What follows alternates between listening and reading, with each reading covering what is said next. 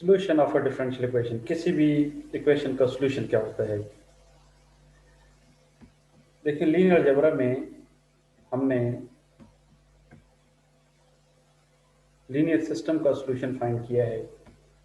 For example मेरे पास अगर 2x1 एक लीनियर सिस्टम हो, 2x1 minus x2 which is equal to 5,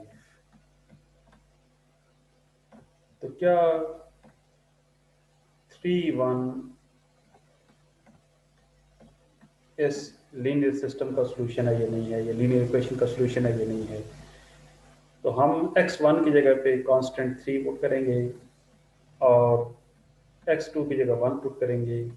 अगर ये ट्रू सेंटेंस बन जाता है तो ये x1 3 और x2 की वैल्यू 1 इसका सॉल्यूशन हो जाएगा, अदरवाइज नो। तो 6 minus 1 that is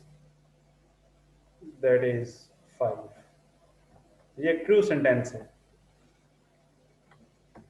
कोई भी नंबर्स जब हम इक्वेशन में रिप्लेस करें और वो जो इक्वेशन है वो ट्रू सेंटेंस में कन्वर्ट हो जाए, then that numbers are called the solution of that system or equation। Differential equation के अंदर सॉल्यूशन क्या होता है। कोई हमारे पास फंक्शन मौजूद हो, जब भी फंक्शन हमारे पास आता है तो उसकी कोई डोमेन होती है। विदाउट डोमेन कोई फंक्शन एग्जिस्ट नहीं करता। हमारे काम का वही फंक्शन होता है जिसकी कोई डोमेन हो। तो कोई फंक्शन उसके साथ रिलेट करेगा उसकी डोमेन। अगर ये फंक्शन हमारे पास y = x⁴/16, तो इसके करस्पॉन्डिंग आपके पास इसकी डोमेन आएगी। डोमेन -∞ से +∞, कोई भी रियल नंबर आप यहाँ पे सब्स्टिट्यूट करें तो आपके पास y की वैल्यू फाइनाइट है। तो इसकी जो डोमेन है वो तमाम रियल नंबर्स हैं। तो y = x⁴/16 क्या इस डिफरेंशियल इक्वेशन का सॉल्यूशन है। अब यहाँ पे कांस्टेंट नहीं, फंक्शन है। y = x⁴/16 एक फंक्शन है, क्या ये इसका सॉल्यूशन है। तो हमारा तरीका क्या होगा कि ये y की वैल्यू हम सब्स्टिट्यूट करेंगे डिपेंडेंट वेरिएबल में, y की जगह पे ये जो y है हम यहाँ पे रिप्लेस करेंगे।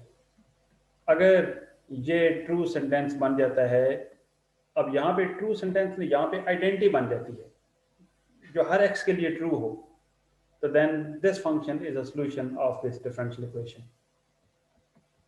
y = x⁴/16 इसका डेरिवेटिव ले लें, dy/dx which is equal to 4x⁻³ यहाँ पे पावर रूल, x⁻4 इसका डेरिवेटिव हमने लिया है, that is 4x⁻³ power rule n(x(n-1), तो इसका डेरिवेटिव x⁻3/4। अब ये वैल्यू जब हम सब्स्टिट्यूट करेंगे इक्वेशन में,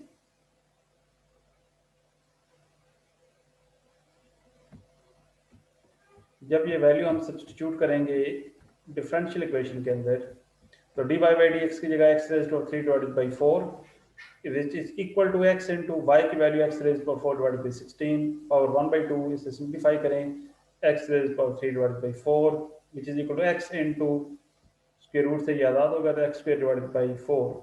और ये जो कुछ है ये हर x के लिए ट्रू है। कोई भी आप x यहाँ पे पुट करें तो ये वैल्यू ट्रू सेंटेंस बनेगा।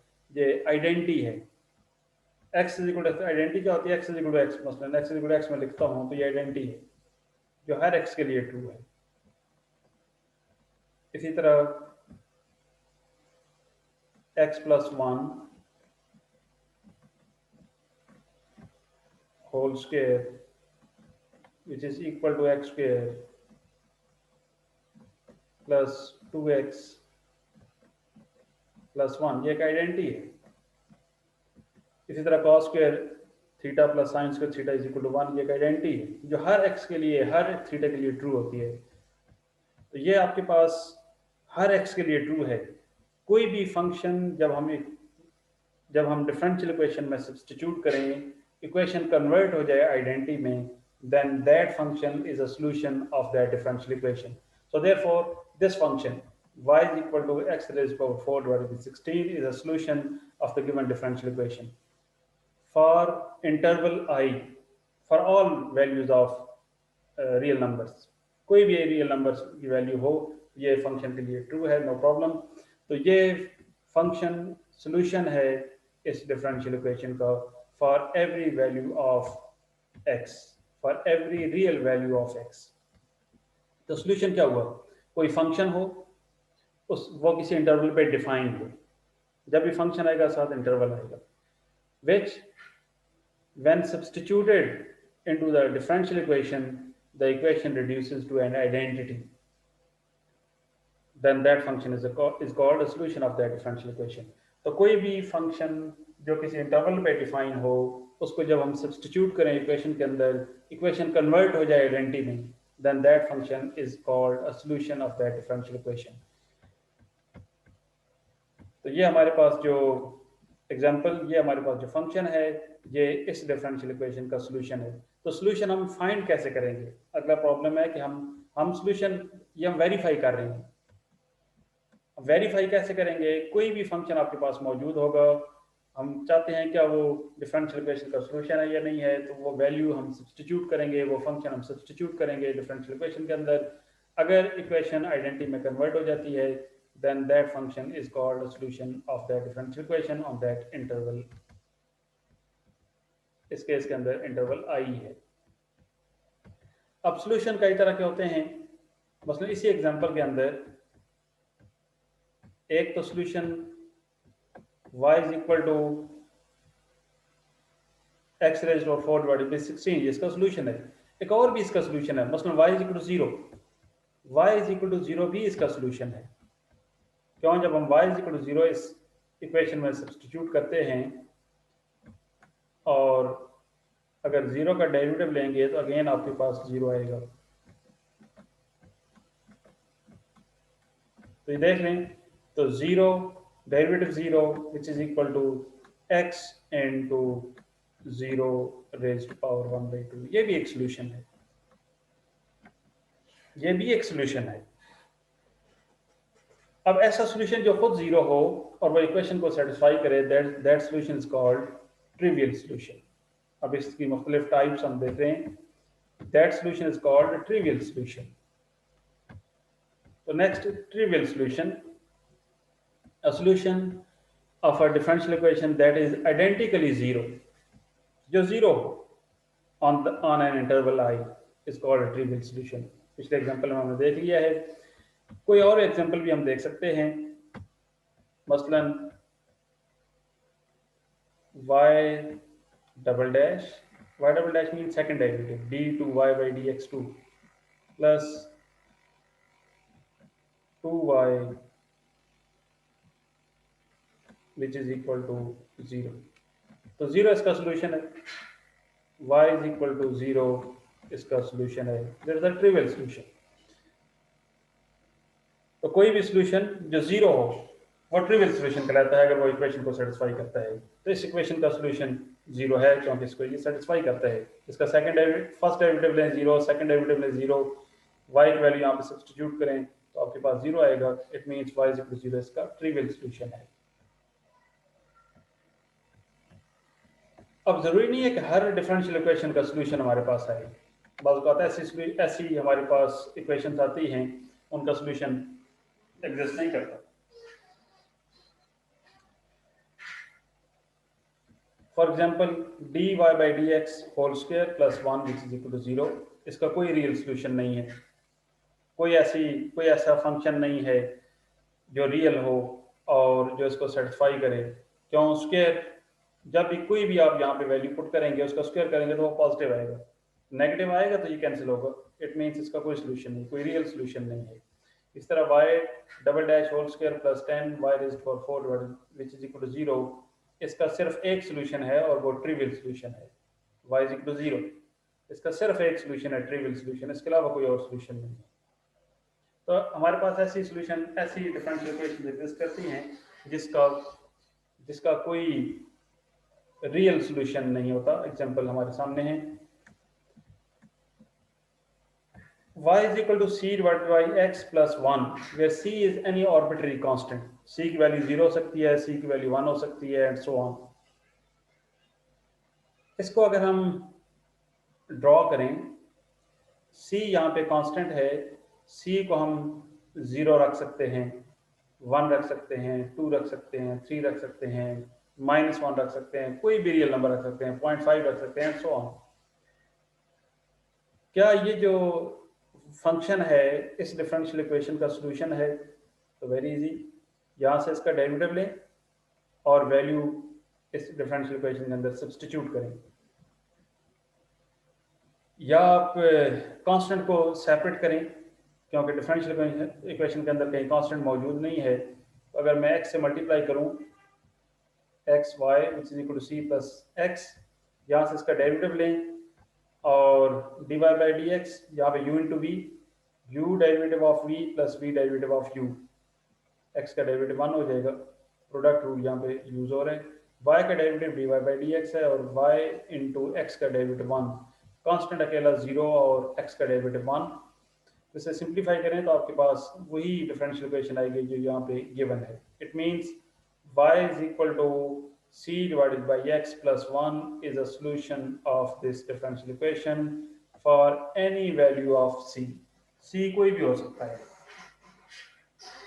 अब ये y is equal to c divided by x अगर हम इसको स्केच करें for different values of c, मसलन c को अगर हम 0 ले लें, for example c is equal to 0, c कोई भी आर्बिट्रेरी कांस्टेंट हो सकता है, तो y is equal to 1. That is a solution of this differential equation. इसे अगर हम स्केच करेंगे, y is equal to 1, ये एक स्ट्रेट लाइन है जो कि y एक्सिस को 1 यूनिट पे कट करती है और parallel to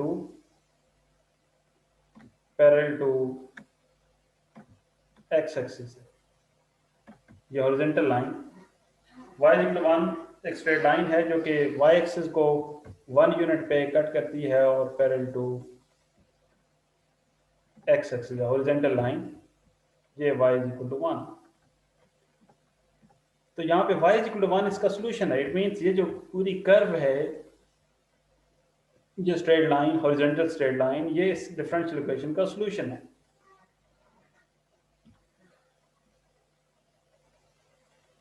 y is equal to 1 इसका डेरिवेटिव लें 0 और 1 is equal to 1 इसका सोल्यूशन है. अब दूसरा, c को अगर हम पॉजिटिव रखें या नेगेटिव रखें, c को अगर हम मतलब c को हम रखते हैं c is greater than 0. पहले केस के अंदर c हमने रखा है 0 और दूसरे केस के अंदर c इज पॉजिटिव. c को पॉजिटिव रखेंगे तो y हमारे पास, मसलन पॉजिटिव मीन c को अगर हम 1 ले लें तो हमारे पास कर्व बन जाएगी y is equal to 1 plus 1 divided by x plus 1.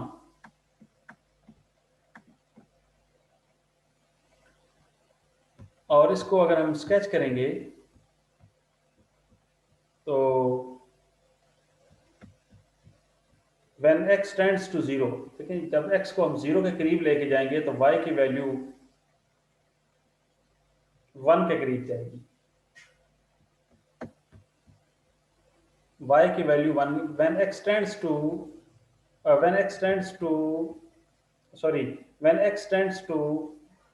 infinity, when x tends to infinity y tends to 1. और जब x की वैल्यू 0 के करीब लेके जाएंगे तो y की वैल्यू इन्फिनिटी की तरफ जाएगी. अब देखें जब x की वैल्यू को हम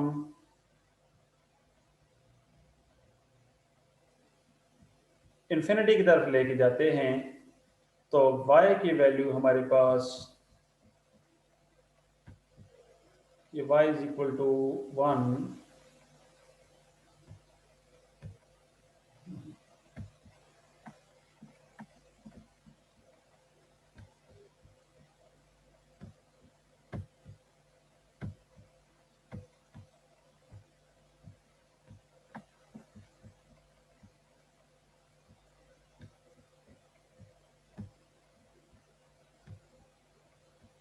जी ये हमारे पास y is equal to 1।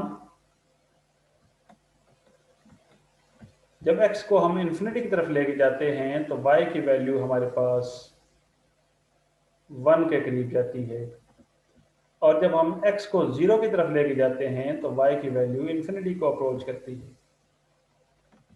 Is the curve, ये y एक्सिस। जब हम x को हम 0 की तरफ लेके जाएंगे, y की वैल्यू इन्फिनिटी को अप्रोच करेगी। ये देख लें, y जब 0 यहाँ पे 0 के करीब वैल्यूज लेके जाएंगे तो y की वैल्यू बढ़ती चली जाएगी और टेंड्स टू इन्फिनिटी।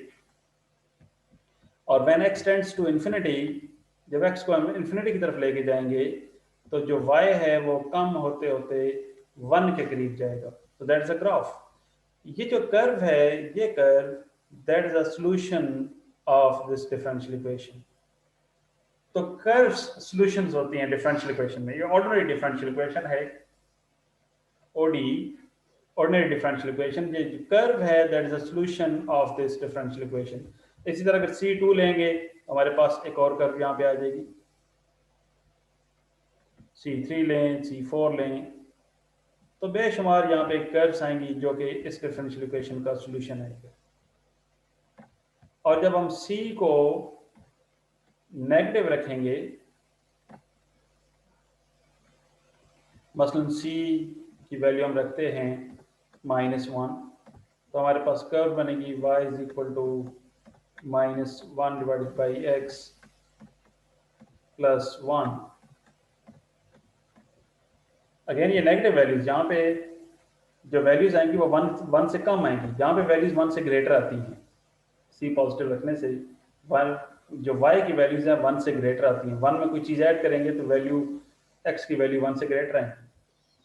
तो यहाँ पे x कोई भी पॉजिटिव नंबर पुट करेंगे तो वैल्यू y की 1 से कम आएगी। 1 से कम means when x tends to infinity y tends to 1। तो जब x को हम इंफिनिटी की तरफ लेके जाएंगे तो y की वैल्यू 1 के करीब जाएगी, ये ग्राफ। और जब हम x को 0 के करीब लेके जाएंगे तो y की वैल्यू माइनस इंफिनिटी की तरफ जाएगी। इस तरह C को हम अगर -2 लेंगे, ग्राफ हमारे पास ये बनेगा। तो ये तमाम जो कर्व्स हैं that is a solution of this differential equation. ये कर्व्स, अब y इज इक्वल टू 1 ये कर्व है, इसका सॉल्यूशन है, और C को डिफरेंट वैल्यूज देने से हमारे पास डिफरेंट कर्व्स बनती हैं, दैट इज द सॉल्यूशन। ये तमाम इस डिफरेंशियल इक्वेशन का सॉल्यूशन है। तो ये कर्व्स, यहाँ पे एक कांस्टेंट नहीं है, जो हमने लीनियर अलजेब्रा में डिस्कस किया है वहाँ पे पॉइंट्स होते हैं, वो कांस्टेंट्स होते हैं, क्या वो लीनियर सिस्टम के सॉल्यूशन है या नहीं है, लेकिन यहाँ पे कर्व्स होती हैं। कोई कर्व जब हम डिफरेंशियल इक्वेशन के अंदर सब्स्टिट्यूट करें, क्या वो कर्व उस डिफरेंशियल इक्वेशन का सॉल्यूशन है। अगर वो सॉल्यूशन, अगर वो आइडेंटिटी बन जाता है तो then that curve is the solution of that differential equation.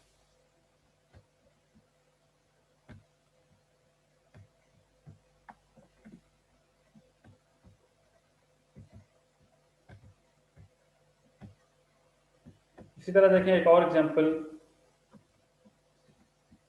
क्या y is equal to e raise to 3x plus 10 e raise to power minus 2x इस फर्स्ट का सॉल्यूशन है या नहीं है। ये फर्स्ट ऑर्डर डिफरेंशियल इक्वेशन है, तो इसका डेरिवेटिव ले लें, dy by dx e raise to power 3x into derivative of 3x that is 3, e raise to power x का derivative e raise to power x और into derivative of this x that is 3, और 10 e raise to power 2x into derivative of 2x that is 2। इसे simplify करें तो dy by dx हमारे पास 3 e raise to power 3x plus 20 e raise to power 2x। अब ये 2 और 3 को जब हम सब्स्टिट्यूट करेंगे डिफरेंशियल इक्वेशन के अंदर, क्या ये आइडेंटिटी बनती है। देखें dy बाई dx की वैल्यू नंबर 3 में मौजूद है और y की वैल्यू नंबर 2 में। इसे पुट करें और सिंप्लीफाई करें तो ये देखें, जो 20 e raise to power 2x ये कैंसिल हो जाएगा, और 3 e raised to power 3x minus 2 e raised to power 3x, that is e raised to power 3x, and this is identity. तो क्योंकि ये फंक्शन जब हमने डिफरेंशियल इक्वेशन के अंदर सब्स्टिट्यूट किया है तो ये आइडेंटिटी बन चुकी है, लिहाजा this is a solution of this function is a solution of this differential equation. इस तरह y is equal to x square root plus c one whole square, क्या ये इसका सॉल्यूशन है? अगेन हम इसका डेरिवेटिव लेंगे, तो पावर रूट y का डेरिवेटिव ले लें dy by d x, power rule 2 पहले 2 माइनस 1 और फंक्शन खालिस ना हो तो इसका साथ डेरिवेटिव लेना है, तो x square root plus c one, और यहाँ पे इसका again power rule 1/2 x raise to power 1/2 minus 1, constant अकेला 0, तो 1 डिवाइडेड बाई 2 एक्स का स्क्वायर रूट। इसे सिंप्लीफाई करें तो यहाँ पे देखें x square root plus c one, ये कर्व से फाइंड कर लें। यहाँ से अगर हम दोनों साइडों पे स्क्वायर रूट लेंगे तो x square root plus c one की वैल्यू वाई स्क्वायर रूट, और ये वैल्यू मैंने यहाँ पे सब्स्टिट्यूट कर दी है। यहाँ पे ये वैल्यू मैंने यहाँ पे सब्स्टिट्यूट की है, तो हमारे पास y square root divided by x square root, so dy by dx which is equal to x y divided by x whole square root, that is a solution। क्योंकि ये y जब हमने इक्वेशन में सब्स्टिट्यूट किया है या इसमें से dy by dx फाइंड किया है, तो जो कुछ राइट साइड पे है वही लेफ्ट साइड पे आ चुका है, इसलिए this function is a solution of this differential equation.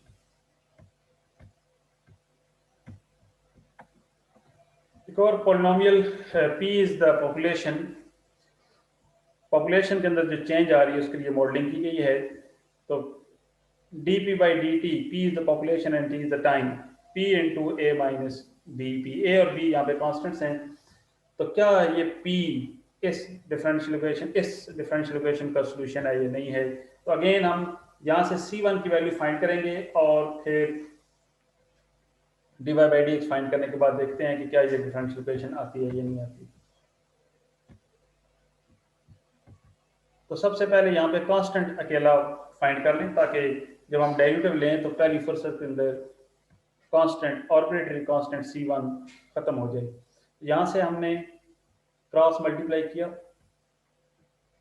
इसको यहाँ पे शिफ्ट कर लिया है, P को मल्टीप्लाई करें और ये जो कांस्टेंट है इसको राइट साइड पे शिफ्ट किया है, और C1 e raised to power at ये कॉमन ले लिया, और C1 की वैल्यू यहाँ पे P divided by e raised to power at into a minus bp, यहाँ से e raised to power at common लिया, C1 कॉमन लिया, तो ये हमारे पास C1 की वैल्यू आ चुकी है।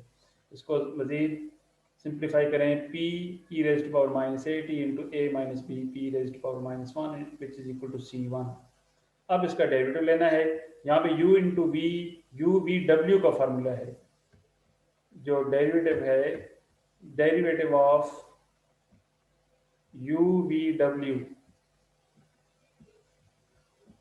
u v और w which is equal to u v into derivative of w plus u w into derivative of v plus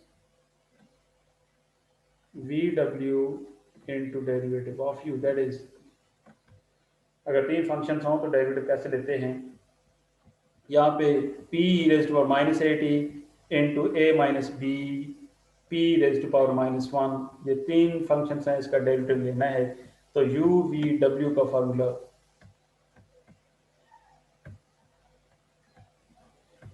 तो p e raised to power minus at derivative of a minus b p raised to power minus 1, और p plus p into a minus b p raised to power minus 1 into derivative of exponential e raised to power minus at, और last पे ये जो दो function हैं ये as it is रहेंगे, और p का डेरिवेटिव dp बाई dt, और कांस्टेंट अकेला 0 हो जाएगा। अब इसे सिंप्लीफाई करना है, क्या वो डिफरेंशियल इक्वेशन आती है या नहीं आती? तो e यहाँ पे power rule -1 a minus b p raised to power -2 into derivative of a minus b p, अब ये पावर रूल लगाया है, क्योंकि ये खालिस नहीं है तो इसका साथ डेरिवेटिव लेना है, plus p into a minus b p power -1। Exponential का डेरिवेटिव एक्सपोनेंशियल, और अगर पावर में खालिस चीज़ नहीं है, खालिस एक्स नहीं है, तो इसका साथ डेरिवेटिव लेना है माइनस ए, ये चेन रूल होता है, plus e raised power -8 into a minus b p power -1 into d p by d t. अब इसमें से जो कॉमन है e raised power -8 into a minus b p power -2, जो सबसे कम पावर उसे कॉमन लेना है, जो बचेगी वो 1 पावर के साथ। तो minus p a minus b p power -2 ये कॉमन ले लिया, और यहाँ पे कांस्टेंट अकेला 0 माइनस बी पी का derivative D p by d T minus ये 1 पावर के साथ बचेगी ए पी, ए और p power 1 minus e raise to power -8 common, plus a minus b p 1 power के साथ और d p by d t. अब ये 3 टर्म्स हैं जिसमें बेसेस एक जैसी हैं, तो देखें सब में बेस एक जैसी है, फर्स्ट में देखें, सेकंड में और थर्ड में पावर में 1 का डिफरेंस है, तो जो कम पावर होती है उसे कॉमन लेना होता है, और जो बचती है वो 1 पावर के साथ। सबसे कम पावर -2 से कॉमन लेना है, इस टर्म को कॉमन लेना है, जो बचेगी वो 1 पावर के साथ। अब बचेगी, ये तो कॉमन चली जाएगी, ये बचेगी लेकिन 1 पावर के साथ, ये भी बचेगी 1 पावर के साथ, लेकिन कंडीशन क्या है, बेसिस एक जैसी हों, पावर में 1 का डिफरेंस है, जो कम पावर है उसे कॉमन लेना है, और जो बचेगी 1 पावर के साथ। तो इसलिए ये कॉमन लिया है और 1 पावर के साथ ये दोनों बच गई हैं। अब यहाँ पे देखें, एक्सपोनेंशियल कभी जीरो नहीं होता, ई और ई की फैमिली कभी जीरो नहीं होती, ई और ई का खानदान कभी जीरो नहीं होता, लिहाजा ये तो नॉन नेगेटिव। सेकंड जो फैक्टर है a minus b p raise to power -2, ये भी जीरो नहीं हो सकता, क्योंकि अगर ये जीरो हो जाएगा तो ये कब जीरो होगा, जब ये खुद इन्फिनिटी हो जाएगा। ए माइनस बी पी जब ये इन्फिनिटी हो जाएगा, तो ये इन्फिनिटी नहीं हो सकता, पॉपुलेशन है, तो ये भी जीरो नहीं हो सकता। तो जो थर्ड फैक्टर है वो लाजमी जीरो होना चाहिए, क्योंकि तीनों फैक्टर्स को मल्टीप्लाई किया गया है, रिजल्ट जीरो आ रहा है। पहला फैक्टर जीरो नहीं हो सकता, दूसरा फैक्टर नहीं हो सकता, तीसरा फैक्टर लाजमी जीरो होगा। क्यों? अगर ये भी नॉन जीरो हो जाए तो फिर ये जीरो तो नहीं आ सकता ना। इसलिए पहले दो फैक्टर हम जानते हैं ये नॉन जीरो हैं, थर्ड फैक्टर लाजमी जीरो होगा, तो थर्ड फैक्टर को जीरो कर दिया है। थर्ड फैक्टर को जीरो करने के बाद देखें, इसे सिंप्लीफाई करें, d p by d t, ये माइनस माइनस प्लस हो जाएगा, a p into a minus b p plus a minus b p d p by d t. अब इन दोनों में से d p by d t common लें, और बी पी और बी पी कैंसिल, और ये जो कुछ है इसे राइट साइड पे शिफ्ट किया, और ए भी यहाँ पे कैंसिल हो जाएगा, तो d p by d t which is equal to p into a minus b p. तो यही हमारे पास डिफरेंशियल इक्वेशन है। इट मीन्स P यहाँ पे जो गिवन है that is a solution of the given differential equation. ये जो P है ये सॉल्यूशन है डिफरेंशियल इक्वेशन का।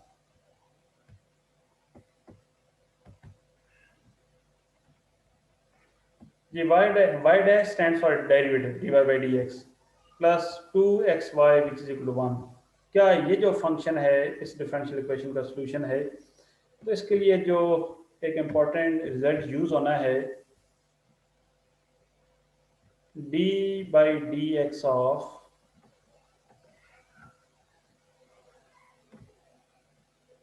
a to x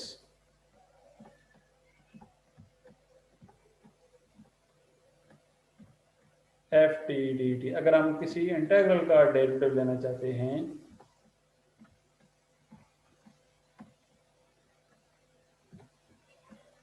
तो तरीका ये होता है कि डायरेक्ट जो अपर लिमिट है वो हम t में पुट करते हैं, that is the derivative of this integral, definite integral. a to x, a constant है, x वेरिएबल है, F T D T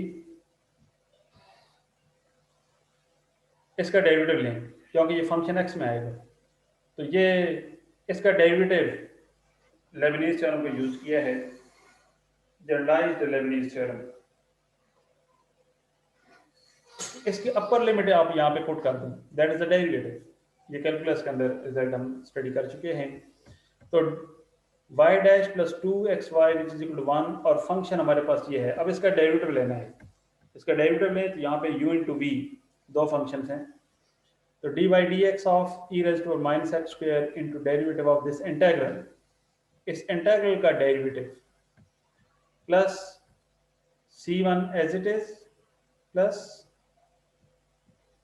sorry यहाँ पे u into v, u derivative of this integral plus integral as it is into derivative of e raise to power minus x square plus c1 constant और इसका derivative exponential का derivative exponential ही है, लेकिन x खालस ना हो तो साथ derivative हमें लेना है। यहाँ पे d by d x of 0 to x e raised to power t square dt, integral e raised to t square dt and t varies from 0 to x। तो सिर्फ अपर लिमिट हमने t की जगह पुट कर देनी है। तो upper limit जब हम इंटीग्रेंड में पुट करेंगे तो हमारे पास e raised to power x square आ जाएगा।